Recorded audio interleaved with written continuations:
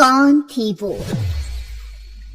मैं 8 महीने की प्रेग्नेंट थी और अपनी डिलीवरी के लिए अपने मायके गई थी।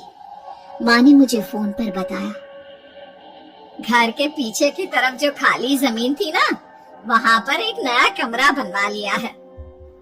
इतने सालों के बाद जैसे ही अपने घर में कदम रखा, कुछ अलग सा लगा। माँ, ये घर के पीछे की तरफ नया कमरा बनवाने की क्या जरूरत थी?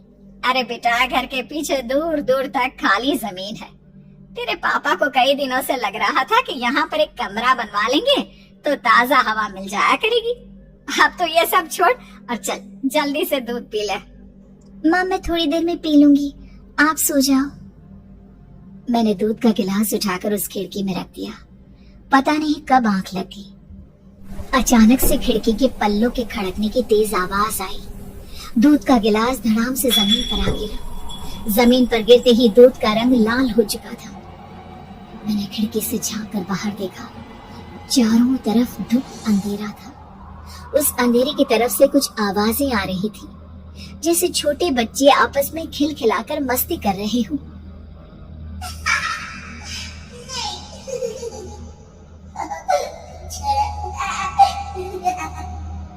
इतनी रात को इतने घनघोर अंधेरे में बच्चों की आवाज कैसे आ रही है? घड़ी में वक्त देखा तो ठीक 12 बजे थे। देखकर मैं सन्न रह गई। बुरी आत्मा और भूतों की कई कहानियां मैं सुन चुकी थी। वक्त भी कुछ ऐसा ही था।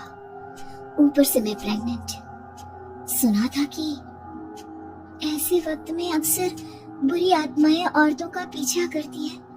तो क्या मेरे पीछे भी? पसीने से तरबतर बड़ी मुश्किल से, जैसे कांपते हाथों से मैंने उस खिड़की को बंद किया। जल्दी से जल्दी उस कमरे से बाहर निकलकर माँ के पास जाने के बारे में सोचा, लेकिन जैसे ही दरवाजे की तरफ पलटी, लगा कोई साया हवा की स्पीड से दरवाजे के सामने से गुजर गया। मेरे गले में अटक कर रह गई।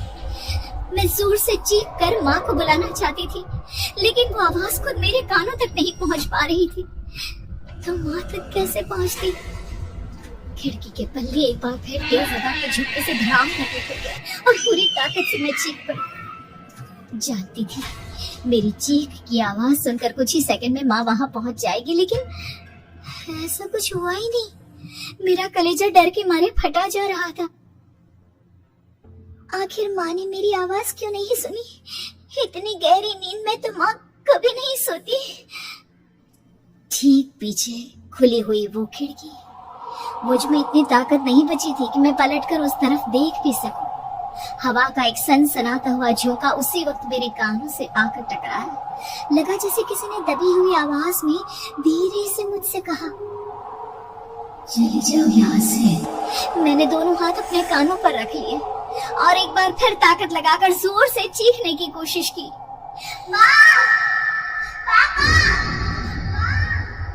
मेरी आवाज उस कमरे की दीवारों से टकराकर वापस मुझे ही सुनाई दे रही थी। जितनी ताकत के साथ मैंने चीखने की कोशिश की थी, कुछ ही देर बाद उससे कहीं ज्यादा तेज और दर्दनाक चीख मुझे सुनाई देने लगी। ये आवाज ठीक मेरे पीछे खिड़की से आ रही थी। वो आवाज मेरे कानों में पिघलते हुए लोहे की तरह गिर रही थी। उन आवाजों में हैवानियत थी। आवाजें किसी इंसान की नहीं है, इतना मैं समझ चुकी थी। कांप रहे हाथों से मैंने अंधेरे में कुछ ढूंढने की कोशिश की। तभी अचानक मेरा हाथ बेड पर रखी टॉर्च पर पड़ा। किसी तरह ताकत लगाकर टॉर्च का बटन ऑन किया, लेकिन ये क्या? सामने दरवाजे पर 3 छोटी लड़कियां खड़ी हुई थी। उनके हाथ में स्टील के चमचमाते हुए चाकू थे। मैं घबराकर लड़खड़ाई और पीछे की तरफ हटी, लेकिन तब तक वो मेरे पास आ चुकी थी। उनकी गर्दन टेढ़ी थी और उनके हाथों के वो चाकू मेरे पेट को निशाना बनाने को तैयार। मैं जोर से चीखी, नहीं, छोड़ दो मेरे बच्चे को, मत मारो, मत मारो, छोड़ दो मेरे बच्चे को। सोनाली, क्या हुआ बेटा? तू इतनी डरी हुई क्यों है? उठ बेटा, क्या हुआ? हड़बड़ाकर मैंने अपनी आंखें खोली। देखा तो दिन निकल आया था। माँ मुझे जगा रही थी। मेरा चेहरा पूरा पसीने से लथपथ था। क्या हुआ बेटा, तुमने कोई बुरा सपना देखा क्या? मैं अभी तक अपने पूरे होश में नहीं थी।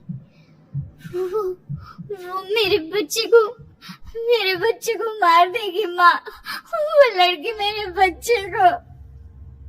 मैंने घबरा कर अपने पेट को छुआ। सब कुछ ठीक था। और वो दूध जो रात को यहाँ पर गिर गया था, उसका रंग लाल हो गया था। माँ ने हंसते हुए दूध का गिलास मुझे दिखाया। तुमने दूध पिया ही नहीं, पूरा का पूरा ऐसे ही रखा हुआ है। तुमसे कहा था ना सोनाली, सेहत के लिए लापरवाही ठीक नहीं बेटा। लेकिन मैंने तो सब कुछ अपनी खुली आंखों से देखा था। ये सपना कैसे हो सकता है?